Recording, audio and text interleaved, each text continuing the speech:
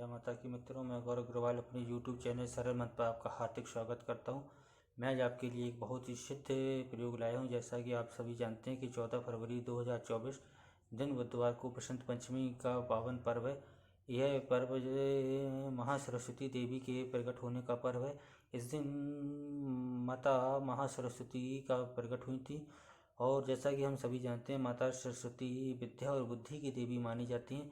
अतः आज हम विद्या और बुद्धि के संबंध में ही कुछ प्रयोग लाए हैं। ये प्रयोग विद्या और बुद्धि को बढ़ाने वाले प्रयोग हैं जो बहुत ही प्रमाणित और शास्त्रीय प्रयोग हैं। अतः जिन बच्चों का पढ़ाई में मन नहीं लगता अथवा जो बच्चे पढ़ने में कमज़ोर हैं, जिनकी पढ़ने में कोई रुचि नहीं, उन बच्चों के लिए यह प्रयोग है। सबसे पहला इसमें सबसे पहले हमें ये करना चाहिए कि उस बच्चे के द्वारा संकल्प पूर्वक हमें संस्कृत के ग्रंथों को किसी विद्वान ब्राह्मण को दान कराना चाहिए। संकल्प में हमें बच्चे का नाम और बच्चे के पिता और गोत्र का नाम बोलना चाहिए और यह बोलना चाहिए कि हमारा पढ़ने में मन नहीं लगता, यह पढ़ने में कमज़ोर है या याददाश्त कम है, पढ़ा हुआ हम भूल जाते हैं। तो इस वजह से हम ये संस्कृत के ग्रंथों का विद्वान ब्राह्मणों को दान कर रहे हैं। अतः हे माँ, आप हमें हमारी पढ़ाई में जो समस्या है उसको आप दूर कीजिए। और संस्कृत के ग्रंथों को हम विद्वान ब्राह्मणों को दान करते हैं और साथ ही कुछ दक्षिणा भी दी जाती है। और उसके बाद में हमको एक माता सरस्वती का 1100 बार दिन में एक मंत्र का जाप किया जाता है। मंत्र इस प्रकार ओम ऐं सरस्वती नमः। मंत्र एक बार आप स्क्रीन पर देख लीजिए, आपको दिखाई दे रहा होगा। मंत्र आपने देख लिया। मंत्र यह है, इस मंत्र का 1100 बार आप दिन में जाप कीजिए। जाप बड़ा ही सरल है। मंत्र है ओम ऐं सरस्वती नमः। इस मंत्र को आप बच्चे के द्वारा जाप कीजिए। अगर बच्चा पढ़ने जाप ना कर सके तो उसके पिता या माता उसके नाम का संकल्प लेके भी इस जाप को कर सकते हैं। ऐसा करने से बच्चे की पढ़ाई में जो समस्या आ रही है, यानी कि उसका जो मन नहीं लग रहा है, पढ़ने में कमज़ोर है, याददाश्त कम है, पढ़ा हुआ हम भूल जाते हैं, तो यह अनुष्ठान करने से माता सरस्वती की इस पर विशेष कृपा हो जाती है और वो बच्चा पढ़ाई में बड़ा शील हो जाता है, बड़ा शील आशातीत सफलता प्राप्त करने लगता है। और हम एक और सामान्य एक दूसरा हम प्रयोग बता रहे हैं। उस प्रयोग ये है कि माँ सरस्वती के 12 नाम हैं। इन 12 नामों को अगर हम रोज़ प्रातःकाल इनका अगर हम मन में स्मरण करते हैं तो हमारी याददाश्त और पढ़ने में रुचि, और हम देखते हैं कि हमें पढ़ाई में, शिक्षा में विशेष उन्नति प्राप्त होती है। 12 नाम इस प्रकार हैं। यह है, सबसे पहला है भारती, सरस्वती, शारदा, हंस वाहिनी, जगती, बागेश्वरी, कुमुदी, ब्रह्मचारिणी, बुद्धिदात्री, वरदायिनी, चंद्रकांति एवं भुवनेश्वरी। ये माता सरस्वती के 12 नाम हैं। इनको हम रोज़ प्रातःकाल इनको मन में स्मरण करते हैं और इनको मन में स्मरण करने में 1 मिनट का समय लगता है। बस जब आप कुछ दिन इनको आप जाप करेंगे तो आप देखेंगे आपको ये याद हो जाएंगे, कंठस्थ हो जाएंगे। और इनका सवेरे एक बार जाप करना है, मन में स्मरण करना है, तो इससे आपको 1 मिनट का समय लगेगा और आप बहुत विशेष उन्नति करेंगे। आप एक बार स्क्रीन पर इन नामों को देख लीजिए। नाम इस प्रकार हैं, आपने नाम देख लिया। ये माता सरस्वती के 12 नाम हैं। इनको मन में बस एक बार हमको रोज़ सवेरे उठ के प्रातःकाल इनका एक बार मन में स्मरण कर लेना और ऐसा हमको लगातार रोज़ करना है। 12 महीने यानी कि साल भर तक करना है। ऐसा करने से माँ सरस्वती की हम पे विशेष कृपा होती, प्रसन्नता होती और माँ सरस्वती हम पे विशेष अपनी कृपा बरसाती हैं, जिससे कि हम अपनी कोई भी जिस क्षेत्र में हम हों उसमें हमको विद्या और बुद्धि की विशेष आवश्यकता होती है, जो हमारी पूर्ति करती है माँ, और हमें बहुत सारा अपनी कृपा से अनुभूत करती हैं। ऐसा करने से विशेष फल प्राप्त होती है। और इसी तरीके से हम जो देखते हैं कि जो व्यक्ति वकील हैं, जज हैं या डॉक्टर हैं या कला, संगीत या चिकित्सा या उच्च शिक्षा, प्रशासन, कला, किसी भी क्षेत्र के अगर आप जुड़े हुए हैं, जिस शिक्षा से जुड़े हुए हैं, अगर आप अपने क्षेत्र में और विशेष उन्नति करना चाहते हैं तो उसके लिए भी हम एक दूसरा उपाय बताते हैं। इसके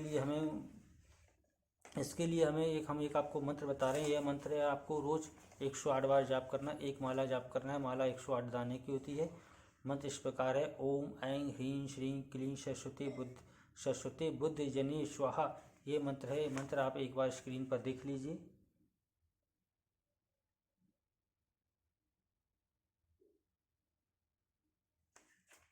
मंत्र आपने स्क्रीन पर देख लिया। ये जो उच्च शिक्षा से जुड़े हुए व्यक्ति हैं वो अगर इसका नित्य 108 बार इसका जाप करते हैं तो वो देखेंगे कि उनके क्षेत्र में विशेष उन्नति होती है, धीरे धीरे होती जाती है और माता का कृपा हम पर बढ़ती जाती है। बस इसको अगर आप जाप करेंगे तो ये 5-10 मिनट में हो जाता है।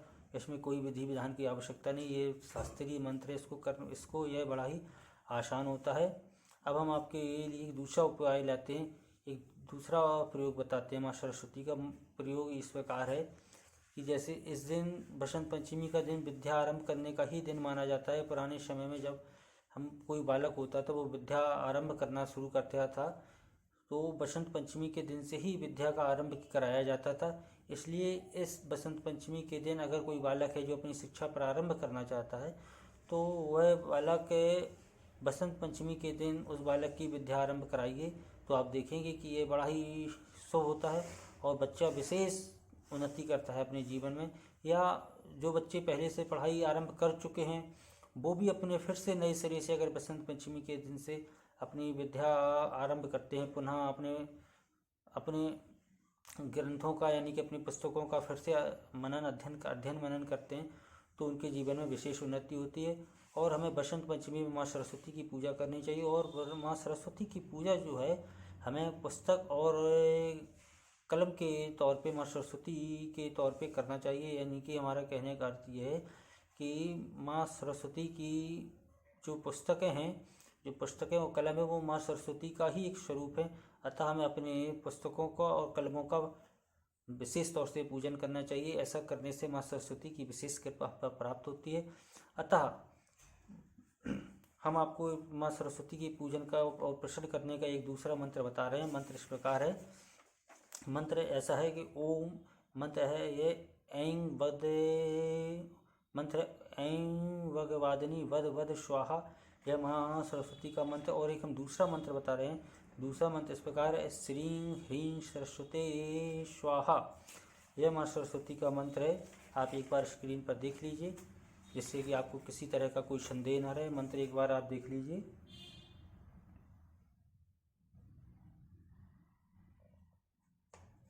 मंत्र आपने ये 2 मंत्र हैं जो आपको अनुकूल लगे उस बच्चे के द्वारा इस माता सरस्वती के स्वरूप में पुस्तक और कलम का पूजन कराइए।